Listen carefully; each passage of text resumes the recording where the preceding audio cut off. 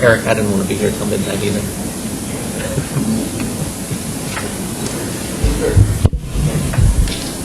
said you wouldn't ask me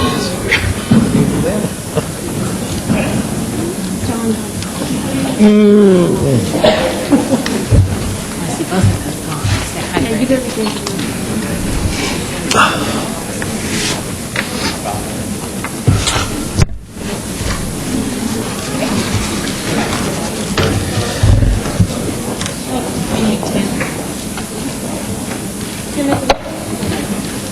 got everybody? I think so. You ready? Yes, sir. Another speaker? All right. Go ahead and call the City Council agenda meeting to order tonight for August the 15th. Mayor Uger will not be here tonight, so I'm filling in for him for his absence. Also, Councilman Durham is out of town, so he will not be here tonight. But we do have a quorum, so we'll go ahead and call to order. First item on the agenda tonight is the invocation, which will be given by Councilman Garina. And the Pledge of Allegiance to the flags will be given by myself. Will you bow with me, please? Dear Heavenly Father, we come before you tonight to ask you for your blessing, Lord, to bless the city, to bless the state, and to bless this country. Lord, we also ask you that you take care of those who protect us out in the field, such as our police officers and our military forces that are present and away. Lord, we also ask you that you help us to make the right decisions with the wisdom that you bestow and the blessings that you've given us. In Jesus' name we pray. Amen. I pledge allegiance To the flag of the United States of America and to the republic for which it stands, one nation under God, indivisible, with liberty and justice for all. honor Under the Texas flag, I pledge allegiance to thee, Texas, one state, under God, one indivisible.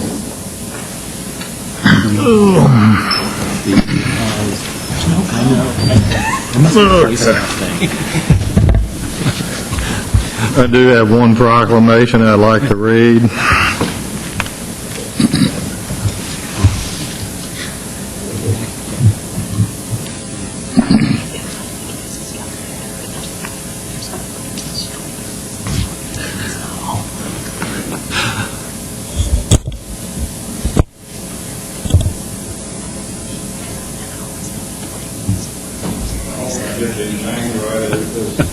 Mike and Roberts and Tom Poston here. Right here. Could you please step forward or come down? Accept this.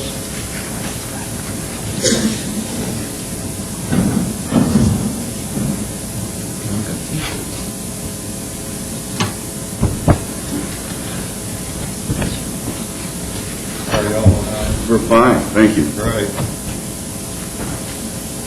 Go ahead and get close to the microphone here. Let me read this to you, please. Whereas the city of Louisville and Denton County is home to more than 38,000 citizens aged 65 or over, 9.765% are 55 years or older, and whereas older Texans are valuable members of our society to enhance our communities and personal lives, and whereas one of 3 older Texans will fall this year, whereas falls among older adults for 40% of the nursing homes admissions, whereas falls cost the state an estimated $1.8 billion annually, and whereas the emotional, the psychological, and catastrophic cost that affects families and caregivers is immeasurable. Now, therefore, I, David Thornhill, Mayor Pro Tem of the City of Louisville, along with the members of the City Council, do hereby proclaim the month of September the 11th as Fall Awareness Month. And we urge everyone to take the time in September of 2011 to learn about the factors that contribute to falls and strategies that can lessen the chance that we'll experience a fall. Your efforts can improve the lives of our older citizens and help pave the way for a safer future generation. Signed, David Thornhill, Mayor Pro Tem, City of Louisville. Thank you so much. Thank you. Y'all have something you'd like to say? Yes, I'd just like to say that this is the second year that the seniors Standing Tall have gotten together to create this fallen awareness, and it's through the efforts of Candy Wade and a group of healthcare professionals throughout the area that are putting together the educational resources, the social activities and events to make it worthwhile throughout the senior centers in the area. And we've got a full calendar of events for the month of September. The theme is Get Moving. So if you can picture all of the dance routines and yoga and Zumba, that is all part of it. We encourage all of the seniors to come to one of the centers, and we have calendars to pass out. Great, thank you very much. And on behalf of Seniors for Standing Tall, we'd like you to wear this T-shirt, and you can put this on tonight, Mayor Pro Tem. I had trouble tonight. All right. I've experienced the fall racing myself. Thank you again. Thank you. Well, if y'all come around here and then we'll get your picture. All right.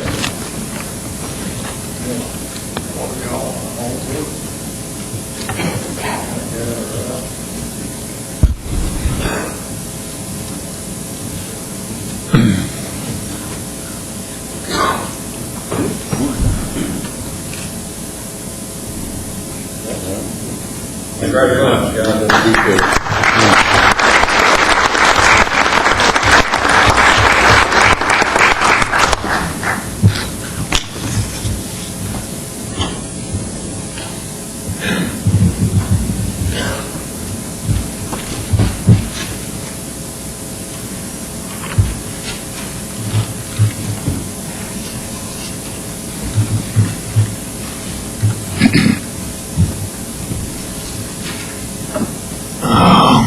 Okay, next on the agenda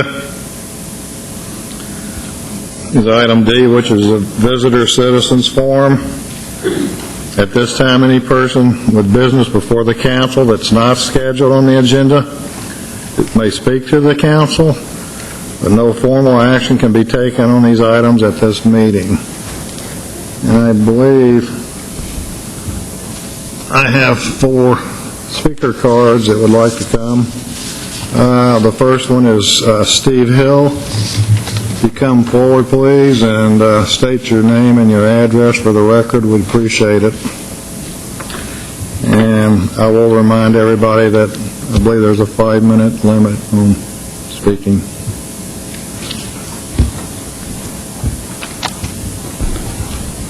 Thank you. My name is Steve Hill. I live at 964 Camden Drive here in Louisville. My item on the agenda is not going to appear, so I wanted to take a moment and discuss the things I was going to talk about anyway.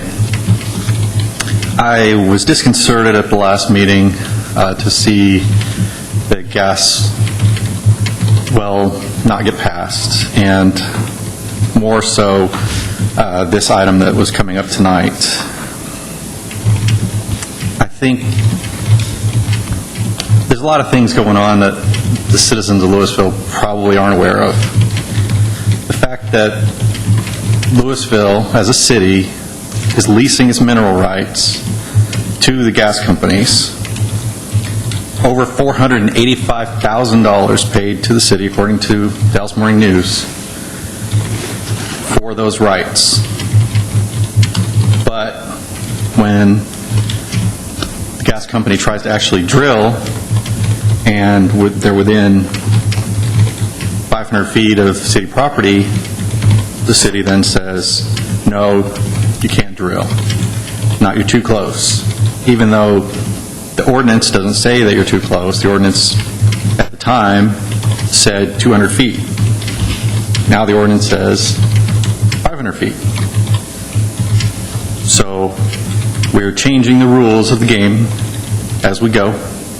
And we expect these gas companies to live up to the rules that have changed in the middle. That's okay, I guess, if that's the way you want to operate, but we all have to work within the rules at some point. We can't be completely arbitrary on which ordinances we're going to enforce and which ordinances we're not. It can't just be the gas companies that are asked to abide by the rules. Just this morning, I had to contact the city because signs for the anti-drilling of this particular site were illegally placed against city ordinance. Now, I know that the head of the organization stood right here, put his hand up, and swore an oath to obey the city ordinances, but I'm sure nothing's going to happen to him. But the gas companies, even when they follow every bit of our ordinances, they still are denied. So I just want to bring that to people's attention. I'm concerned by it.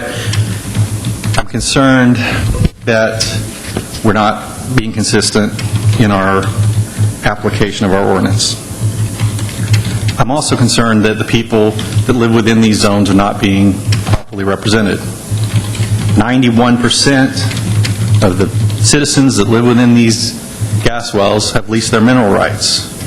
But 1% of those people, of those same citizens showing up here to a meeting causes us to forget the 91% and only focus on the 1% that show up. So I don't think that's a proper representation from our city council. How am I doing on time? Doing all right? Okay. We have a minute. Thank you. A couple of things, just to wrap up. We're depriving citizens, those 91% of citizens that live within that area, of approximately $4,500 per acre per well that would have been drilled at this site.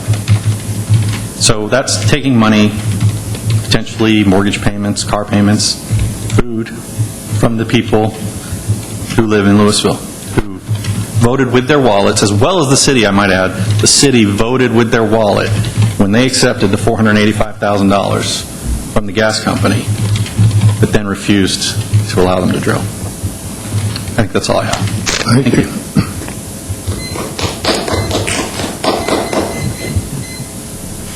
Another speaker, Steve Southwell, who has wished to come forward and speak. So, Steve, if you would, give us your name and address, please.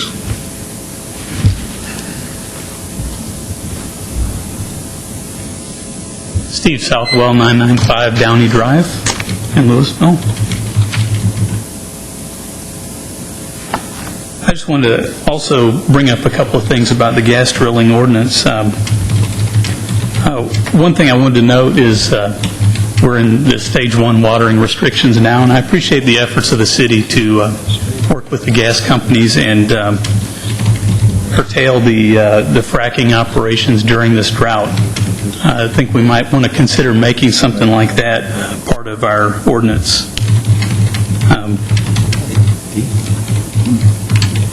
There was some confusion after the last meeting, and I don't know if you can see this or not.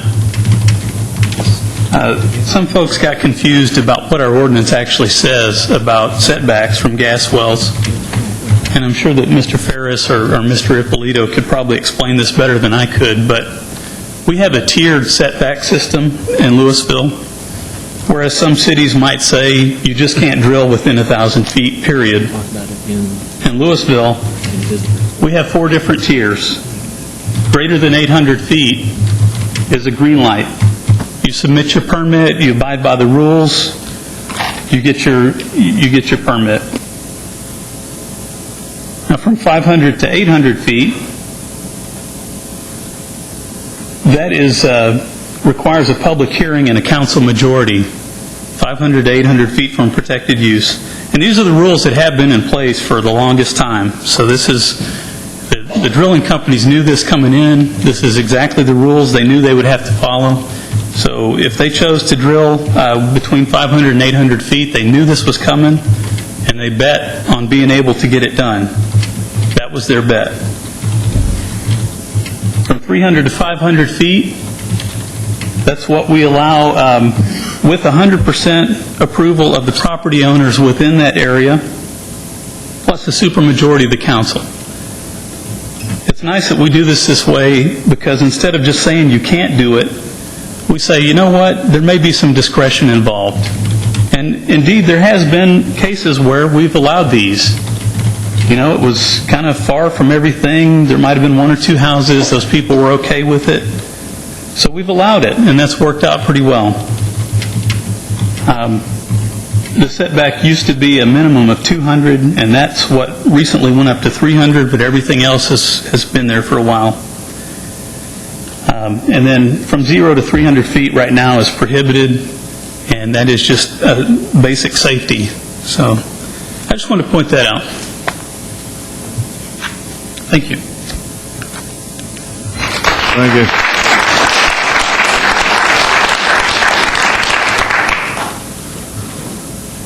I have a card from Steve Carter, who says he does not wish, I do wish to speak on this item, but does not put support or opposition. So, Mr. Carter, if you would like to come forward at this time and state your name and address. Thank you. My name is Steve Cotter. I live at 1513 Fairfield Court. I am a 1974 graduate of Louisville High School. I was living in Louisville before there was a Flower Mound Marcus. I hauled hay out where the colony is right now.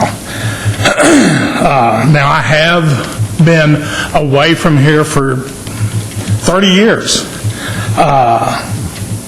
But I want to speak on behalf of allowing the Ingram gas well from several viewpoints. First of all, I lived for 30 years in Wise County.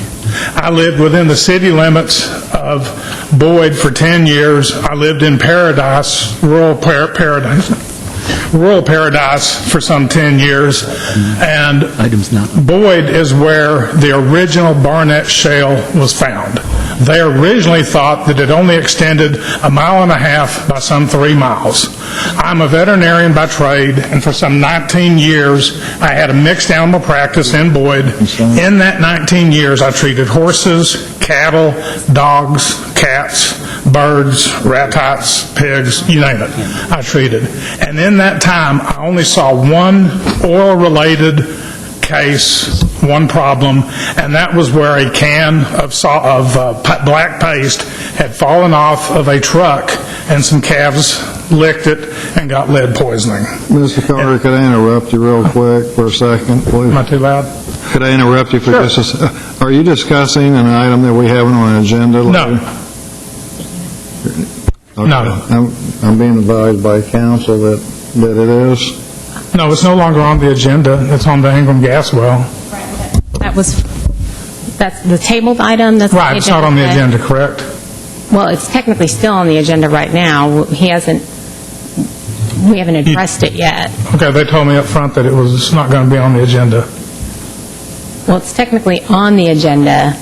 There is a letter from the proponent to withdraw. If you want, then it can just be gas wells in general, and then I will... Yeah, if it's gas wells in general, that's all right. Okay. Yeah, And I sent all of y'all several emails over the last 2 weeks because of my experience with gas wells and living within 800 feet of the Prologis well site.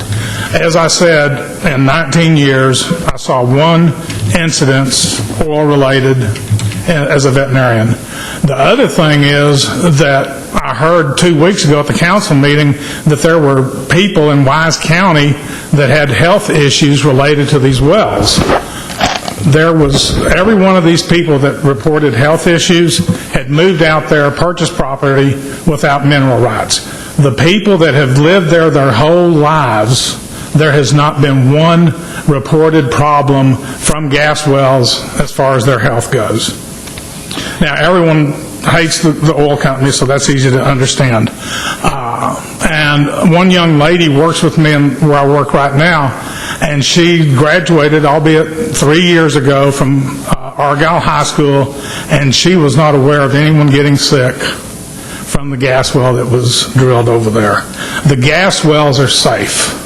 They've been proven for 30 years that the Barnett Shale is a safe way to go.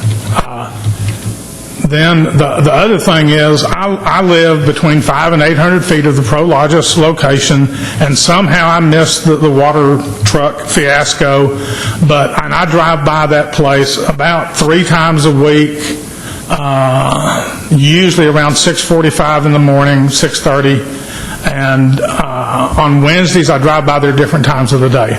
I have not seen any traffic. This morning I'm sitting out there in my backyard writing you another email, and I listen to the daily commuters go by, and it's very noisy on McGee Lane. I back up to McGee Lane. And they took down the tower that was there the day after the last council meeting. And I could see it from my front driveway and from my backyard, but the tower's gone, but the telephone poles that obscure my vision are still there. And I knew that the tower would be gone at some point. Then the other thing is, you are looking at doing the budget currently right now, and this is a windfall for the city. These royalties are something that you could never have predicted. My parents bought some property 2 miles south of the high school in 1969, but thank you for your time. Yeah, you're out of time, I'm sorry. That's fine. Thank you, Mr. Carter. I have one last speaker, R. Neil Ferguson, who does wish to speak. Neil, if you'll come down, state your name and address, and I'll remind you again, everybody has a 5-minute limit. Good evening, Mayor Pro Tem and Councilman, City staff, Mr. King. First of all, I learned last time if you invite a lot of people, save yourself a seat, which I didn't do. Tonight we turned away a lot of people, so I had saved a seat, and of course I didn't need to. I'm Arneal Ferguson. I live at 1097 Harley Lane in Louisville. After we had gotten the word out for this today, of course we got word out for this during the past couple of weeks, we got the word today that an item would be taken off the agenda, so we asked a lot of people if they would like to go home, would they kindly do so we wouldn't have a mob here, and I hope you appreciate that. I want to start by giving an apology to the council for some remarks I made towards the end of the last city council meeting. I could probably make up excuses, and some of them might sound pretty good, but in all honesty, I don't even want to go there. I don't need to embarrass myself, but I think I got a little pushy, and so I apologize for doing that. Secondly, I want to thank the council for listening to the citizens at the last meeting and responding to their desires. We managed to do this without a lot of rancor. In fact, we really didn't have any. We managed to do it in a very civil fashion, if you take out my closing comments, if that was not civil. So I'm very proud of the way it was handled. I think credit goes to the citizens of Louisville for coming together, but doing it in an orderly fashion and with a respect for each other, no matter what their positions were. It's interesting that out of a crisis, sometimes you get something very good. And I think one of the best things that's happened out of this, we had a vast majority of the people that requested that the item, the B&H item, be rejected, had leased their properties, but then came to understand that that lease was acquired by providing information that was false. And so it's understandable they were upset. But out of that crisis, I think what I saw was that people got out of their chairs and out of their front doors. They got to know neighbors they had never known before. Neighborhoods got to know each other. And so I look back at it, and I think it's really probably, I wouldn't have wished to have the permit request, but I'm not sorry in a way that we had it. It proved that we can work together. It proved that we can respect each other. We proved to other cities how you can do this and do it in a nice fashion. I think it's another example of what makes Louisville great. I think we'll see more citizen involvement in city affairs in the future. I think we'll see a better voter turnout for city elections. So I look back at the whole thing, and I I think, wow, you never know what all you'll get from something, but this was, no matter what the outcome, I think we got a big gift, the city did, from its citizens, and I think we all should be proud of how it was handled and proud of what our citizens rose to, and hopefully we'll see more of them in the future, and that's a good thing. And that's all I have. Thank you. Thank you.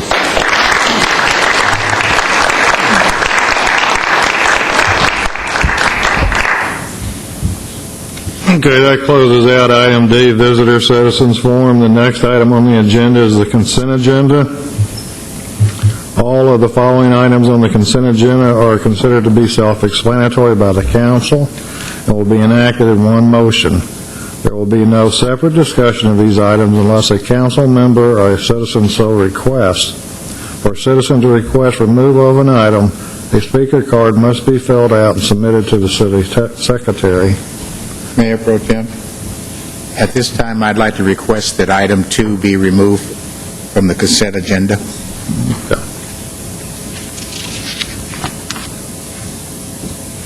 You want to pull That's correct, sir.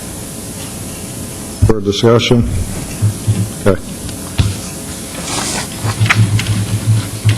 In that case, I need to ask for a motion for the consent agenda with the exception of item 2. I'll make the motion to approve the consent agenda except for item number 2.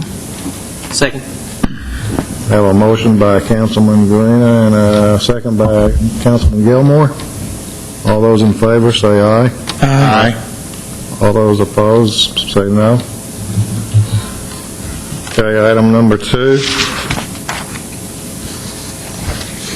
Councilman Vaughn. You want to read it first, though, Mayor? Pardon? You want to read it first? Read the Item caption. 2. Read the caption. Oh, a caption for 2? I'm sorry. All right. This is for an approval of a supplemental appropriation in the amount of $389,500 from the Park Development Fund, available reserve to various parks and projects for improvement of parks. The administrative comment says that a supplemental appropriation from the Park Development Fund available reserves is required in the amount of $389,500. Improvements are scheduled for Central College, Iris, L.L. Woods, Memorial, Random South, Sylvan, Valley Ridge, and Vista Ridge parks. Improvements include new surface to existing bridge and L.L. Woods, drinking fountains, accessible parking spaces, repair and relocation of a fishing pier. ADA compliance issues regarding several playgrounds and funding to perform an ADA study for the Herring Recreation Center. The recommendation is that the council approve the appropriations from the Park Development Fund, available reserves as set forth in the above caption. Okay. Mr. Vaughn, Councilman Vaughn. Mayor Pro Tem, I requested that this item be removed until the city, some decisions were made prior to my coming to council. And one, I'm not quite sure how the selection process for which parks get part of $370,000 and which parts do not. And I have talked to the city, and they are going to provide me with some information in that matter. The second item is, the city is investing millions of dollars in a TIPS zone, an economic development zone, that one of these parks may be in or may be a short distance away from. And if we're talking about that kind of money in Old Town, I think it's in the best interest of the city. It's a better spending of the money if we can tie the improvement of a particular park that sits on the border or in a redevelopment, economic development, tip zone, whatever you choose to call it. So at this time, I'm not prepared to vote yes or no on this item, and this is why I requested that it be pulled from the consent agenda. Mr. Monahan, may I ask a question of the parks? My understanding of this $389,500 is that this is to meet ADA compliance. This is not really to add amenities to parks, other than to meet those federal requirements that we got told as a city we needed to comply to. Since there's a lot of variability in ADA, we've decided to go to the max level, if it will be. Maybe you could explain a little bit how this money is set up. Is it just for that, or is it actually putting new playgrounds and other amenities over and above ADA? Councilman, that is correct. We did a study of all of the park areas based on complaints that we received from the Department of Justice, and we put together a plan as to how we were going to go about making those repairs. Everything that's in this agenda item is triggered by those ADA needed repairs to be in compliance with the ADA. There is not any new park development just for the sake of park development. It is all triggered by the ADA accessibility requirements to try to bring us up to current code. And as Councilman Guarina stated, that this is a 5-year process, so this $389,500 is actually just 1/5, or? No, sir, I'm not sure of what the numbers are. It's a small part. We've already done a tremendous amount in trying to pull everything together. And I'd have to go back to the plan and take a look at it. It's not just 1/5, and this does span over 2 or 3 years, but we're trying to go ahead and get ahead of the schedule and get the money appropriated all at once to take care of it. And what would be the repercussions if we did not meet these ADA requirements? Well, Melinda Galler, who is actually our ADA coordinator for the city, has been in direct contact with the Department of Justice, and she can probably better answer your question.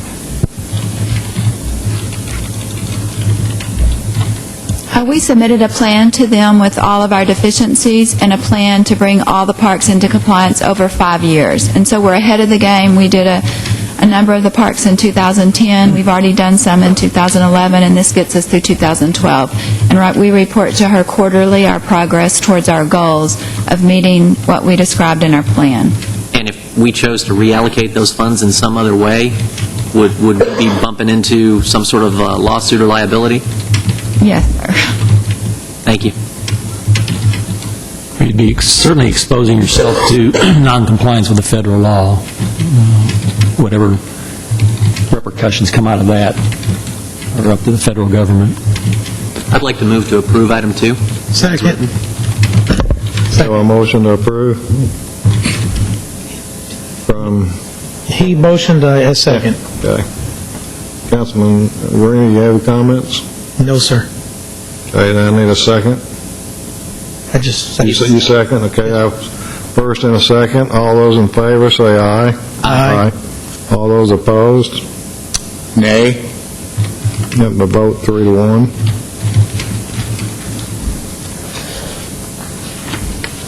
Item passes, is that correct, Counselor? Thank you. Yes. Takes us to the regular hearings. We have approximately 6 or 7 regular hearings tonight, and I ask that we advance one item up so that the other people don't have to sit through the discussions of this particular item. But we're going to go advance directly to, instead of item 6, we're going to jump down to item 9, which is a tabled item. Oh. It's actually item 9. Pardon? Actually, item 9. Yeah, That's what he said. That's what I said, wasn't it? Yeah. We're going to jump down to that. Consideration of issuing a letter of consent to property owners with the protected use located within 200 to 500 feet of the proposed Ingram gas well permit, southwest-1H and northwest-1H, as requested by Titan Operating LCC. I'll go ahead and let the city manager make a comment on email that we received on this item.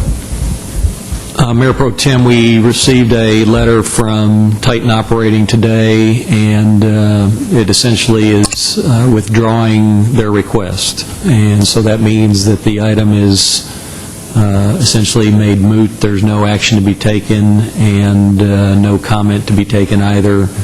They reserve the right to bring that back up at some point in the future, but that will be on a different agenda, and we'll have due notice and posting of any kind of reconsideration if they do make that request.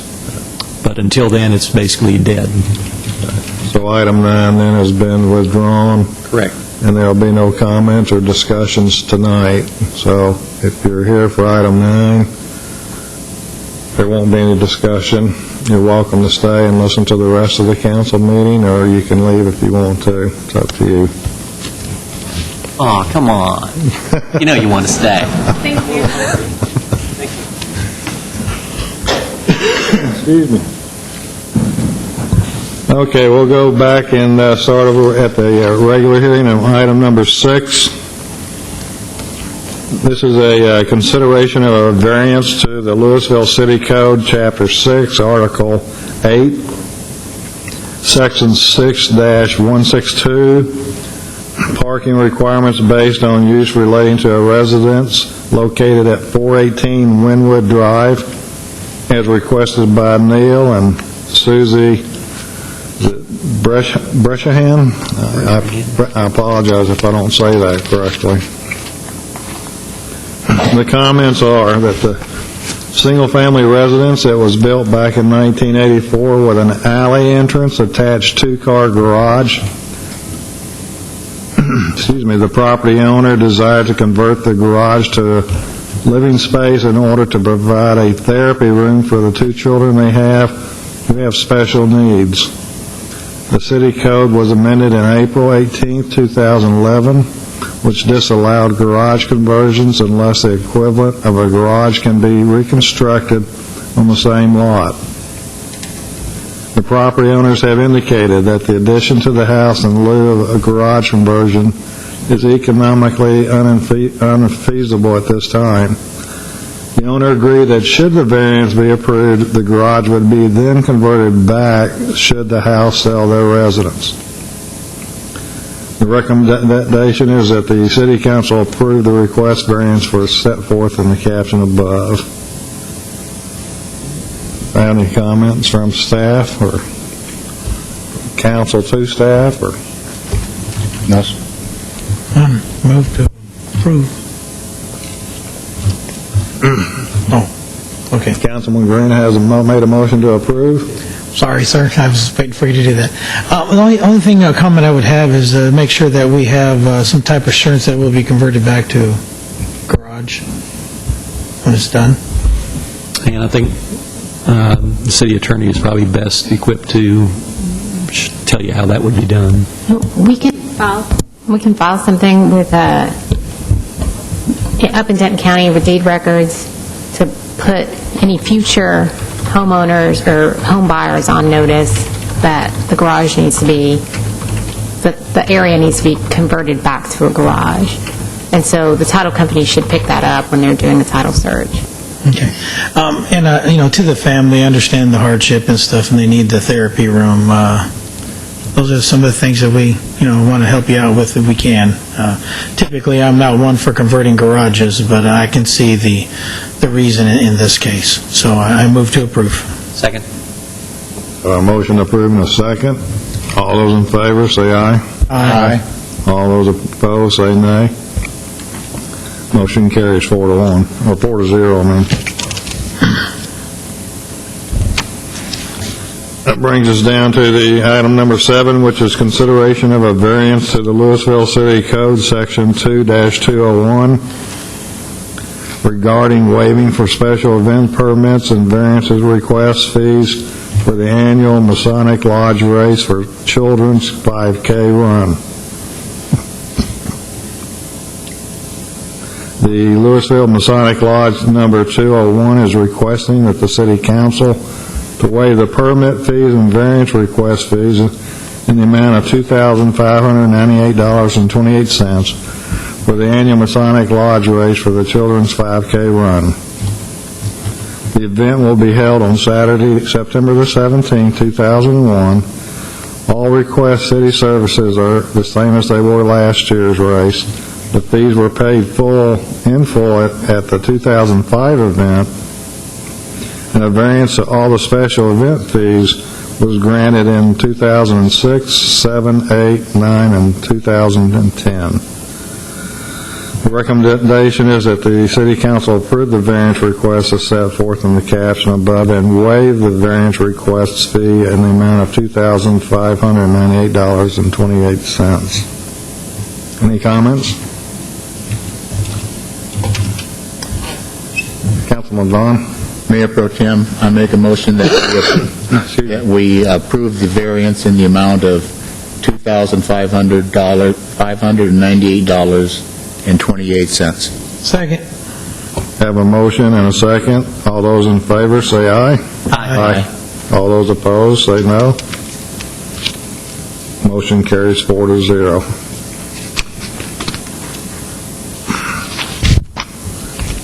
Item number 8, consideration of a variance to the Louisville City Code, Chapter 11, regarding temporary marketing and directional signage related to the 2011 Western Day Festival. The staff is requesting a variance to the city ordinance to allow temporary marketing and directional signs in connection with the 2011 Western Day Festival. Promotional signs would be placed at various locations in Old Town and at Memorial Park.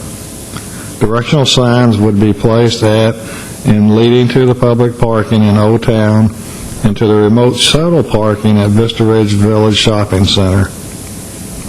This variance has previously been granted. The recommendation is that the City Council approve the variance request set forth in the caption above.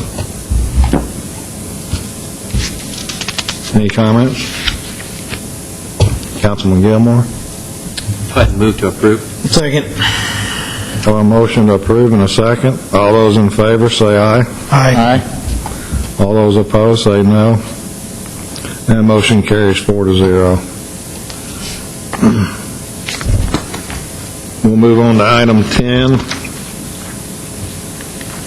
which is a consideration of an ordinance approving the 2011 Annual Assessment Service Plan Update for the Louisville Castle Hills Public Improvement District Number 4. The City Council created Louisville Castle Hills Public Improvement District, better known as PID Number 4, back in April 2007. A supplemental assessment service plan was adopted in January of 2008. Chapter 372 of the Texas Local Government Code requires that an assessment service plan be updated annually. The plan defines the annual indebtedness and the projected cost of the improvements to be provided by the PID, and in a manner of assessing the property in the PID for the cost of the improvement. The recommendation is that the City Council approve the ordinance that's set forth in the caption above. City Manager, if you would, could I ask you just make a couple of comments on that? Mayor, this is or Mayor Pro Tem, this is a requirement under state law. It's a little bit different than the first 3 public improvement districts because of interpretations by the AG's office that forced us to establish a 10% assessment on the property, and so the service plan reflects that for PID 4. This is an annual process, so from this point forward, and actually last year we did it, you'll see this every year to update that plan for any other changes that might have happened during the course of the year. Any new PIDs going forward will presumably also reflect this structure. And, of course, the district is planning on issuing possibly some more debt for PID 4 at some point in the future. And, again, that debt will be reflected in the service plan and any amendments in the future. Thank you. Any questions, discussion from the staff or the council? None, I need a motion, please. Motion to approve? Have a motion to approve? Second. I have a second. All those in favor, say aye. Aye. Mayor Pro Tem. Oh, I'm sorry. Back up. This is an ordinance. Counselor. This is an ordinance of the City Council of the City of Louisville, Texas, updating the assessment service plan and assessment roll for Louisville Castle Hills Public Improvement District Number 4, providing a repealer, providing for severability, providing an effective date, and declaring an emergency. Okay. Now, all those in favor say aye. Aye. All those opposed say no. Ordinance passes 4-1, or 4-0, I'll say. Item number 11 is a consideration of a resolution appointing one member of the Board of Managers to the Denko Area 911 District. The Denko Area 911 has submitted 2 names for the nomination process of the representative to the District Board of Managers for Denko Area 911. Denko Area 911 District has requested that each participating city vote for one of the candidates and advise the district of its selection prior to 5 p.m. on September 7th, 2011. The 2 candidates are Ollie Stevens and Alan Harris. The recommendation from the staff is that the City Council approve a resolution appointing one board member of managers to the Denton Area 911 District. At this point, is there any discussion by the council? Yes, sir. Since we put forth Olive Stevens due to her long history, I'd say that the city should go ahead and continue to. Okay, so you're nominating. I'd like to see the city move to vote to present Olive Stevens as our candidate. All right. Have a motion. Do I have a second? Second. Have a second? Any further discussion? Just to clarify, this is also to approve the resolution and nominate. All those in favor state by saying aye. Aye. All those opposed state by saying no. I abstain. Okay, so we have 3 ayes and 1 abstention. Motion passes. Is that correct, Counselor? Yes. Thank you. At this time, we're down to reports.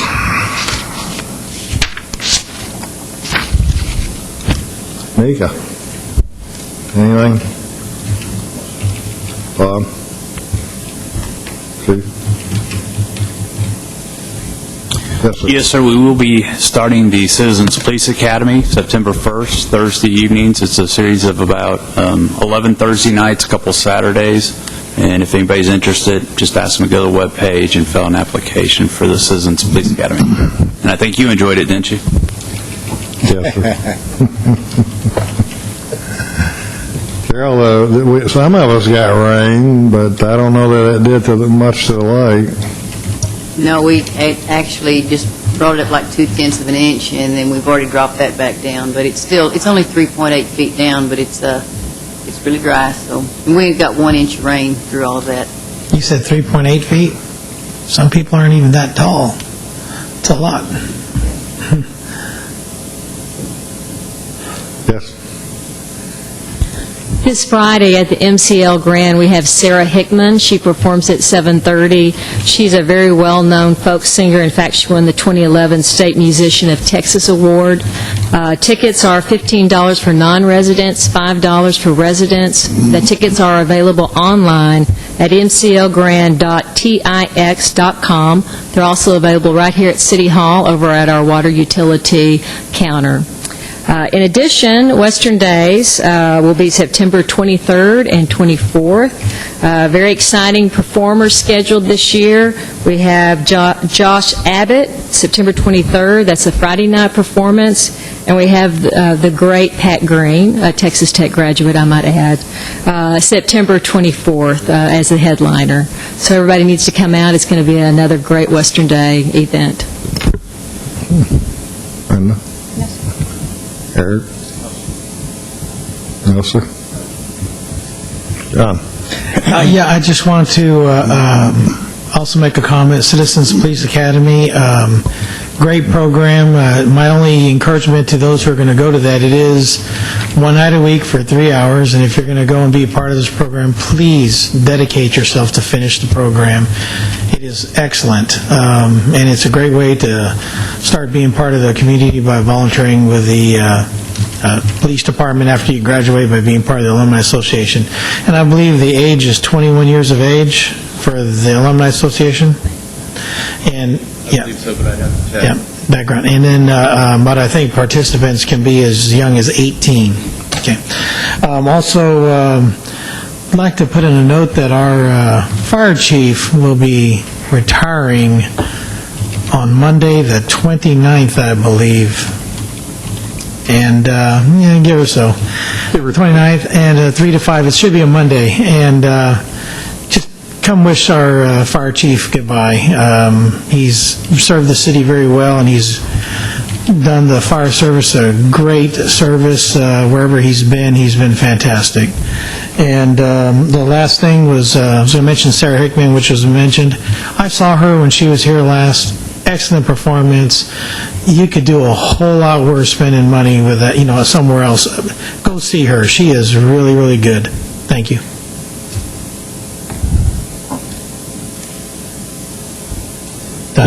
Okay. CJ? We've got tax-free weekend coming up, and school is starting, so watch those kids out in the crosswalks. Also, yes, you could go shopping tax-free. However, that's really, really crowded and busy. I'd encourage you to go shop ahead of time so that we continue to get tax revenue here in the city of Louisville. Your sales tax dollars will go a long way to help keep you kids safe in the crosswalks. That's funny. I'm done. Mr. City Manager. As Councilman Garina mentioned, Chief Lasky's reception is on August 29th at 3 o'clock. 30th? The 30th. Okay, we're off by one day. What I was going to say is that it has been changed as far as the location, though. It's going to be at the MCL, I believe, right? MCL Grand. So maybe this is all a surprise. I don't know. But it will be at the MCL, not at the community room. So if you're planning on attending, make sure you get the right spot. Councilman Vaughn. And is that supposed to be on Monday, the 29th, or Tuesday, the 30th? Well, Tuesday the 30th. it is Tuesday Tuesday? the Okay. 30th, okay. Somewhere I got Monday myself. I had that wrong on my calendar.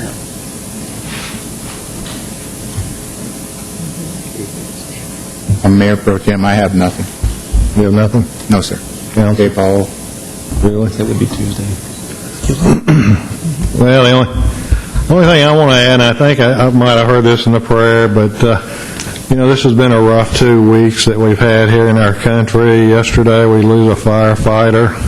A week or two ago, we lose 30 service people in a helicopter crash, and kind of makes you sit back and pause and think about the freedoms and the safety that we take for granted, and the people who put their lives on the line every day, every night when a call comes in. And just hope that people will keep that fireman's family and those soldiers' families in your thoughts and prayers. At this time, we're in accordance with Texas Government Code subsection D, section 551-072, real estate property acquisition, and section 551-87, economic development, deliberation on regarding economic development and negotiations. Council is going to adjourn into executive session. Thank you for coming.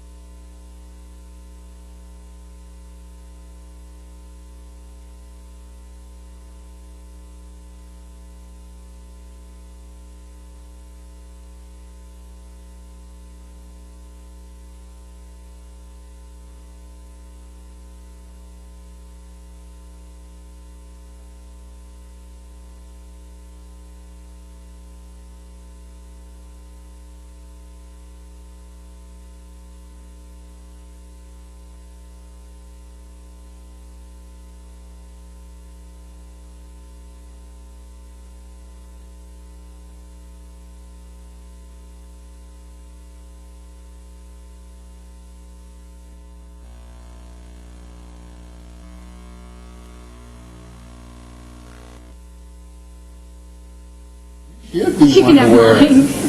Well, yeah, I guess you didn't call them. Yeah, because she needs more sugar. There's no way I can put on a T-shirt, any T-shirt today. Maybe next month or so. Tim's ready, sir. All right, we got everybody? We're missing TJ. TJ.